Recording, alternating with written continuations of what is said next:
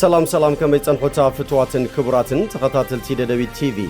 ንሰዓት ዘዳለናልኩም ሓጸርትን እዋናውን ዜናታት ሒዝናልኩም ቀሪብና ኣለና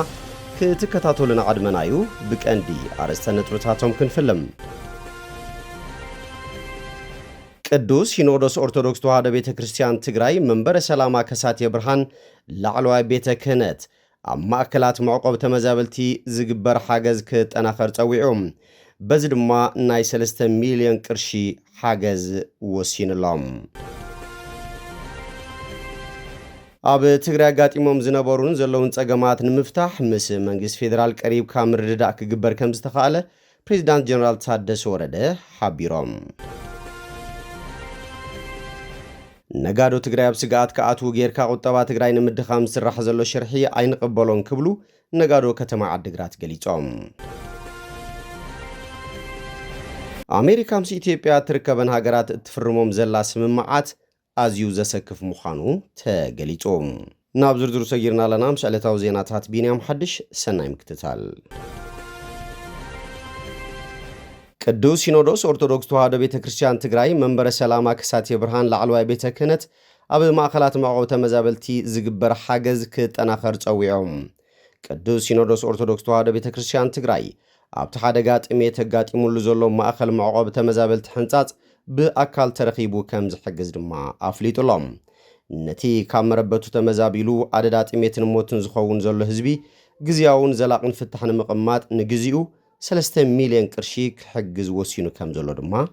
ተሓቢሩሎም ብሰንኪ ወራር ጥንተት ካብ መረበቱ ተመዛቢሉ ፈቆዶ ቅዳድ ኬንዳታት ተጸጊዑ ብሕጽረት ምግብን መድሓኒትን ብጥሜትን ሕማማትን ንሞትን ብርሰትን ተቃሊዑ ዝርከብ ተመዛባለ ህዝብና ካብ ሞት ክነድሕኖ ብሓድነት ኮይና ክንረባረብ ይግባእ ክብል ማሕበር ተጋሩ ሰሜን ኣሜሪካ ጸዊዖም ዝተመዛበለ ህዝብና ብቁልጡፍ ናብ መረበቱ ከይምለስ ብጥሜትን ሕማምን ክውዳእን መሊኡ ክጸንትን ዝግበር ዘሎ ውዲት ማሕበርና ማሕበር ተጋሩ ሰሜን ኣሜሪካ ብትሪ እናኾነኖ ዝመጸእ ዘሎ ኮይኑ ሕጂ እውን ኩሎም መሰረታዊ ጠለባቱ ክምለሱሉን ግዛኣታዊ መሬቱ ክረጋገጸሉን ይግባእ ክብል ኣፍሊጦም ብፍላይ ተመዛበልቲ ወገናትና ኣብ ግዝያዊ መጽለሊኦም እናሃለው ብኣዛብ ተበሊዖም ዝብል ወረንትን ሰምዕን ብሚድያታት እንትንሪኦን ኣዝዩ ከቢድን ምንባር ዘጽለ ኩነታት እዩ ዝበለ ማሕበር ተጋሩ ሰሜን ኣሜሪካ ኣብ መላእ ዓለም ዝነብሩ ዲያስፖራ ተጋሩን ፈተውት ህዝቢ ትግራይን ዝተመዛበለ ህዝብና ብቁልጡፍ ናብ መረበቱ ንኽምለስ ቃልስና ነጠናኽር ክብል ገሊጾም መሰረታዊ መንቀል ጸገማት ትግራይ ብዝግባእ ብምፍላት ቃልሲ ህዝቢ ትግራይ ብሓድነትን ጽንዓትን ንምዕዋት ልዑል ርብርብ የድሊ ዝበለ ማሕበር ተጋሩ ሰሜን ኣሜሪካ ኣብ መላእ ዓለም ንዝርከቡ ተጋሩ ሓድነቶም ንኸጠናኽሩ ድማ ጻውዒት ኣቕሪቦም እዚ ኣብ ልዕሊ ህዝቢ ተመዛበልቲ ኣሕዋትና ኣጋጢሙ ዘሎ ሓያል ጥሜትን ሞትን ንምፍታሕን ህጹጽ ሓገዛት ንምብጻሕን ዘላቒ መፍትሒ ንምንዳይን ከምቲ ናይ ሕሉፍ መኸተ ግዜ ዝነበረና ስጡም ሓድነት ተጋሩ ሕጂ ብዝበለጸ ተጠናኺሩ ከም ዝቕጽል ማሕበርና ሙሉእ እምነት ኣለዎ ዝበለ ኮይኖም መሰረታዊ ጸገም ተመዛበልትና ንምፍታሕ ተመዛበልቲ ብውሑስን ብክቡርን መንገዲ ጸጥትኦም ተሓልዩ ናብ ንቡር መረበቶም ንኽምለሱ ኣድላይ ዝኾነ ሓገዝ ክግበረሎም ጸዊዖም ስለዚ ስቃይ ተመዛበልትና ይኣክል የብቅዕ ብዝብል መሪ ሓሳብ ተመዛበልትና ክሳብ ዝምለሱ ብወረርቲ ተወሪሩ ዝርከብ ግዛኣት ትግራይ ናብ ንቡር ክሳብ ዝምለስ ቃልስና ሕይልና ብዘይ ምቁራጽን ንብሔራዊ ረብሓታትና ሓቢርና ክንቃለስ ንጽውዕ ክብል ማሕበር ተጋሩ ሰሜን ኣሜሪካ ኣብ መግለጺኡ ጻውዒት ኣቕሪቡሎም ኣብ ትግራይ ጋጢሞም ዝነበሩን ዘለውን ጸገማት ንምፍታሕ ምስ መንግስት ፌደራል ቀሪብካ ምርድዳእ ክግበር ከም ዝተኻኣለ ፕሬዝዳንት ጀነራል ታደሰ ወረደ ሓቢሮም እቶም ፕሬዝዳንት ነዚ ዝበሉ ጉጅለ ልኡኽ መንግስቲ ትግራይ ምስ መንግስት ፌደራል ዝነበሮም ልዝብ ዛዕባታት ኣመልኪቶም ትማሊ ኣብ ዝሃብዎ ጋዜጣዊ መብርሂ እዩ ክንረኽቦም ኢልና ዝኸድና ቀዳማይ ሚኒስትር ገንዘብ ሚኒስትር ማናጅመንት ባንክ ንግድን ብሔራዊ ባንክን ከምኡ ድማ ብሔራዊ ኮሚሽን ምክክር ቦርድ መረፃ ሚኒስትር ሃፍትን ማይን ማሕበረሰብ ዲፕሎማስን ተራኺብና ዓሚቑን ዕውትን ዘተታት ኣካይድና ኢና ክብሉ ድማ ሓቢሮም ጀነራል ታደሰ ወረደ ኣብ ጉዳይ በጀት መሃያ ደው መበልዩ ብቑዕ ምኽንያት ይርከብ ዘይምንባሩ ንምፍላጥን መፍትሒ ንምቕማጥን ናይ ገረብ ሰገን ዝመፁ ንብረታት ንኣዋርሕ ደው ዝበልሉ ከይዲ ጉዳይ ነዳዲና ባእሰ ዝመጸሉ ኩነታት ብምንባሩ ብዝርዝር ንምርድዳእ ዝርርብ ዘድልየሉ ኩነታት እዩ ነይሩ ኢሎም ከም ግዝያዊ መንግስቲ ትግራይ ዝኾነ ይኹን ዛዕባ ብሰላማዊ መንገዲ ክፍታሕ ኣለዎ ዝብል እምነት እዩ ዘለዎ ምእንቲ እዚ ኣብዞም ኣጋጢሞም ዝነበሩ ጸገማት ምስ መንግስቲ ፌደራል ቀሪብካ ምርድዳእ ክግበር ተኻኢሉ እዩ ክብሉ ገሊጾም ስለዝኾነ ድማ ኢሎም እቶም ፕሬዚዳንት መሃያ ክልቀቕ ተወሲኑ ኣብ ካልእ ምጉታት ዝነበረ በጀት ዝምልከት ኣብ ቀረባ እዋን ክልቀቕ ማይ መቐለ ንምፍታሕ ግድብ ገረብ ሰገን ዝተኣገዱ ናውታት ማሽነሪታት ክልቀቑ ኣካል ምርድዳእና ኮይኑ እዩ ኣብ ቀረባ ድማ ናብ ስራሕ ክእቶ ኢሎም ብወገን መንግስቲ ፌደራል ናብ ጽልኢ ናይ ሓይሊ ጎንፂ ዘእቲ ድሌትን ኩነታትን ከም ዘይብሎም እንተኾነ ሃበ ጉዳያት ፖለቲካ ድማ ብወገን ትግራይ ክፍታሕ ዝግብኦ ክፍታሕ ከም ዝግባእ ቀሪቡልና እዩ ባዕልና ሓላፍነት ወሲድና ክንፈትሖ ክንጽዕረሉ ድማ ኢና ይብሉ እቶም ፕሬዚዳንት ጉዳይ ምምላስ ተመዛበልትን ጉዳይ ግዛኣታዊ ሓድነትን ዝምልከት ቁልጡፍ ርክባት እናተገበረ ኣብ ሓፂር ግዜ ዝፍትሐሉ ኩነታት ክመቻቾ ኣካል ምርድዳእና እዩ ነይሩ እንተኾነ ቀጸልቲ ርክባት እናተገበሩ ዘላቒ መፍትሒ ክቕመጠሎም ይክብሉ ፕሬዚዳንት ታደሰ ወረደ ገሊጾም ምስ ኮሚሽን ምክክር ተራኺብና ዘለውና ስጋኣት ገሊጽናሎም ትግራይ ፍትሒ ትደለላ ዝተመዛበለ ህዝቢ ዝተጎደእ ህዝብን ከባብን ዘለሉ ኩነታት ብምህላው ከም ካልኦት ክልላት ዝረአ ዘይምዃኑ ሓቢርና ብቐጻሊ ናይ ዘተ ኣጀንዳታት ተቐሪጹ ህዝቢ ክዝትየሉ ክግበር ተረዳዲና ኢሎም ምስ ቦርድ መረፃ ኢትዮጵያ ዝነበረና ጻንሒት ድማ መረፃ ንምክያድ ይከኣልን ኣይከኣልን ወሲና ምኽንያታቱ ገሊጽና ብዕሊ ኣብ ሶምን ምላሽ እንህበሉ ክኸውን ኢሎም ብክልቴና ጸንሐ ግልጽ ዘይምትእምማን ብወገን መንግስቲ ፌደራልን ትግራይን ነዚ መጋደድትን ደፋእትን ዝነበሩ ኩነታት ከም ዝነበሩን ምኽንያታት እዚ ድማ ብባዕልና ንምፍታሕ ክንሰርሓሉ ተረዳዲና ኢሎም ባዕልና ዝፈጠርናዮ ሽግር ካልኣይ ወገን ካብ ምእላሽ ባዕልና ንምፍታሕ ክነትኩር ኢና ዘለና ፖለቲካዊ ጸገማትና ባዕልና ንምፍታሕ ንምዝርራብ ንሰላማዊ መገዲ ቀዳምነት መሃብ ድማ ጉዳይና ይክብሉ ገሊጾም ዝነበረ ምክራር ጽቡቕ ዘይምንባሩ ዘስዓቦም ጸገማት ነይሮም ናብ ኩናት ናብ ጎንፂ ዝወስዱ መንገድታት ክዕፀው ዘኽእሉ ዝርርባት ምንባሮም እውን ገሊጾም ብቐጻሊ ክፍትሑ ዝግብኦም ክፍትሕኦም ዝበሉቶም ፕሬዚዳንት ንሰላም ንልዝብ ንምርድዳእ ቀዳምነት በመሃብ እንገብሮም ርክባት ብመንጽር ረብሓታትና ክንቅጽለሎም ኢና ክብሉ ድማ ገሊጾም ጀነራል ታደሰ ወረደ ኣብ ትግራይ ዘሎ ኣብ ውሽጥና ዘሎ ሽግር ምክንያት ዝተፈጠረ ናብ ተፃውኦ ክሰግር ዝኽእል ወይ ናይ ምስጋር ምልክት ዘርኢ ዘሎ ኣብ ኣዲስ ኣበባ ኮይኖም ይኹን ኣብ ዓፋር ወይ ካልኦት ከባቢታት ኮይኖም ከብሉ ዝኽእሉ እውን ብወገን ፌደራል መንግስቲ ክልዕሎ ዘለና ነገር ኣለ ኣትሊስ እዚኦም ከም ፖለቲካዊ ወይ ከም ናይ ፕሮክሲ ሓይሊ ዓይነት ናይ ምጥቃምና ነተብ ትግራይ ዘሎ ሽግር ምግዳድ ናይ ፌደራል መንግስቲ ሮል እንታይ ክኾን ይኽእል ወይ ክኸውን ዘይግብኦ ነገራት ዝብል ነገራት ሆነ ኢልና ብወገን ፌደራል መንግስቲ ነዚ ሽግር እዚ ንምግዳድ ኣብ ትግራይ ነዚ ሓይሊ ዝተጠቂምካ ዝኾነ ሽግር ንምፍጣር እንታይ ኮነስ ጥራሕ እንታይ ኮነስ በባዕሎም ተወግሶ ወሲዶም ኣብ ትግራይ ዝኾነ ዓይነት ግጭት ክፈጥሩ ብፍላይ ናይ ሓይሊ ግጭት ክፈጥሩ ድሌት ከም ዘየለ ፌደራል መንግስቲ ኣብኡ መረጋገፂ ቀሪቡ ስለዚ ናይ ፌደራል መንግስቲ ንዖም ምጥቃም ይኹን ዋላ ብወገኖም ተወግሶ ገይሮም ክወስድዎ ዝኽእሉ ነገር እውን ምጥቃም እውን ከየሉ ተወግሶ ገይሮም ዝወስድዎ ኣብ ግጭት ዘንቅልዎ ግጭት እውን ከየሉ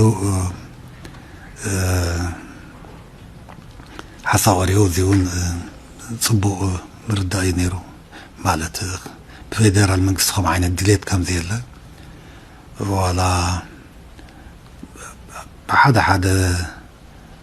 ወገን ድፊት እንተሃለዉ እውን ፌደራል መንግስቲ ግን ንዖም ናይ ምጥቃም ይኹን ዋላ ዓርሶም ከይዶም እውን ግጭት ናይ ምፍጣር ድሌት ከም ዘየሎ እዚ ከይኸውን እውን ከም ዝከላኸል እዩ ነጋዶ ትግራይ ኣብ ስጋኣት ከኣትዉ ጌርካ ቁጠባ ትግራይ ንምድኻም ዝስራሕ ዘሎ ሽርሒ ኣይንቕበሎን ክብሉ ነጋዶ ከተማ ዓዲግራት ገሊጾም እቶም ነጋዶ በዚ ዕለት የካይድዎ ኣብ ዘለዎ ሓበራዊ ዘተም ቅድሚ ኩናት ብገለ ነጋዶ ዝተወሰደ ልቓሕ ወለድን ናይ ወለድን ቅፅዓትን ክኸፍሉ ዝግበር ዘሎ ጸቕጢ ትግራይ በቲ ዘጋጠማ ደማዊ ኩናት ዝበፅሓ ዓንወትን ጉሕለትን ሕጂ ዘላቶ ኩነታትን ኣብ ግምት ዘእተወ ይክብሉ ገሊጾም ብተወሳኺ ፌደራል መንግስቲ ኣብ ልዕሊ ትግራይ ዝፈጥሮ ዘሎ ዝተፈላለዩ ጸቕጥታት መፍትሒ ኣብ ዘይተወሃበሉ ወፂኡ ዘሎ ሓድሽ ኣዋጅ ግብሪ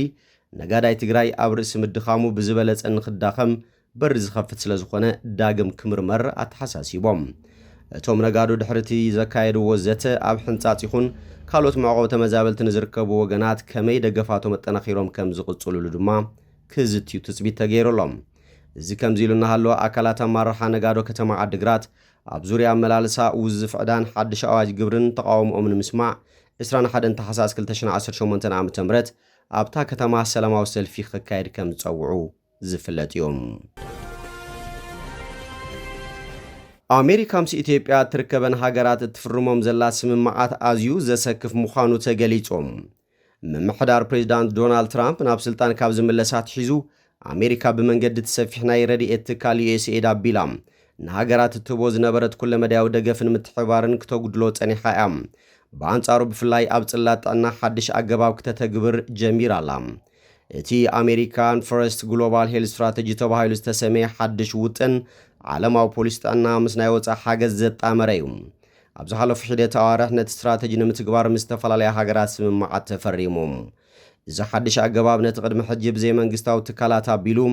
ንሃገራት ዝወሃብ ዝነበረ ኣገባብ ሙሉእ ብምሉእ ብምቕያር ምስ መንግስታት ብዝግበር ሽርክነትን ስምምዓትን እዩ ዝፍጸም እቲ ኣሜሪካ ፈረስ ተባሂሉ ዝተሰመየ ዓለማዊ ስትራቴጂ ጥዕና ኣብ ዝሓለፈ መስከረም ብክፍሊ ጉዳያት ወፃኢ ኣሜሪካ ወግዓዊ ኮይኑ ንሃገራዊ ረብሓታት ኣሜሪካ ቀዳምነት ንምሃብ ኣብ ክልታዊ ሽርክነት ንምህናፅን መሻርክቲ ሃገራት ኣበርክቶ ክገብራ ንምፍቃድን ዝተዳለወ እዩ ተባሂሉሎም ኣብ ዝሓለፉ ሰሙናት መንግስቲ ኣሜሪካ ምስ ኢትዮጵያ ስምምዕ ፈሪሞም እዚ ሓደ ካብቶም ብዙሓት ምስ ዝተፈላለያ ሃገራት ዝፈረሞም ስምምዓት እዩ እቲ ን5 ዓመታት ዝጸንሐ ስምምዕ ልዕሊ 1.6 ቢልዮን ዶላር ኣብ ዓውዲ ጥዕና ወፍሪ ዝገብር እዩ መንግስቲ ኣሜሪካ 1.16 ቢልዮን ዶላር ክሽፍን እንከሎ መንግስቲ ኢትዮጵያ ድማ ነቲ ዝተረፈ ክሽፍኖ እዩ ኬንያ ነዚ ስምምዕ ምስ መንግስቲ ኣሜሪካ ዝፈረመት ፈላሜት ጎረቤት ሃገር እያ ኬንያ ኣብ መወዳእታ ሓዳር ምጽሓፍ ጉዳያት ወፃኢ ኣሜሪካን ማርኮ ሩቢዮ ነቲ ናይ 2.5 ቢልዮን ዶላር ስምምዕ ፈሪማ እቲ ስትራቴጂ ምስ ሃገራት ዝግበር ስምምዓት ከም ሰብኣዊ ሓገዝ ኣይቆጽሮን ኣብ ክንዱ ኣብ ዝተፈላለያ ሃገራት ዝኽሰቱ ሕማማት ብኣጉኡ ብምፍላጥ ብምክልኻልን ብምቁፅጻርን ድሕነት ኣሜሪካውያን ኣብ ምክልኻል ዘተኮረ እዩ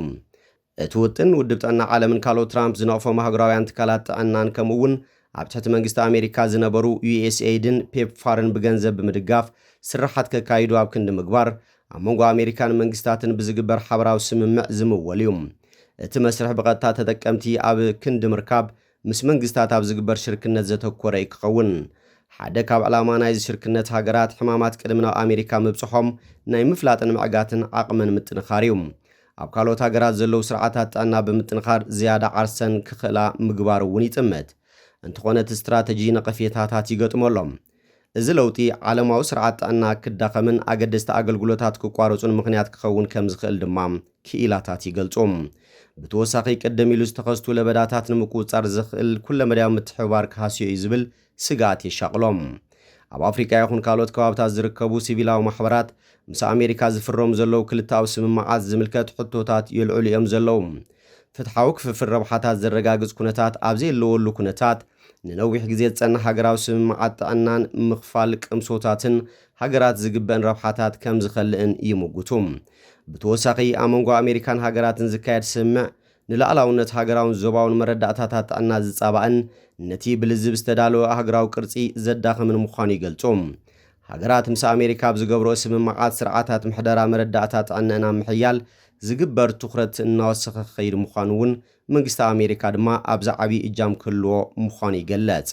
እዚ ድማ ፈረምቲ ሃገራት መሰረተ ልምዓት ጥዕናን ዝያዳ ወፃኢ ሃገራት ጽግዕተኛ ክኸውን ክገብሮ እዩ ዝብል ስክፍታታት ኣሎም ነቲ ስምምዕነት ዝፈረመት ፈላሜት ሃገር ዝኾነት ኬንያ ኣብ ውሽጢ 5 ዓመት 2.5 ቢልዮን ዶላር ሓገዝ ክትረክብ እያ እቲ ስምምዕ ኣሜሪካ ምስጢራውነት ዘለዎም ውልቃዊ መረዳእታ ጥዕና ብቐሊሉ ክትረክብ እያ ዝብል ስክፍታታት ኣላዓዒሉ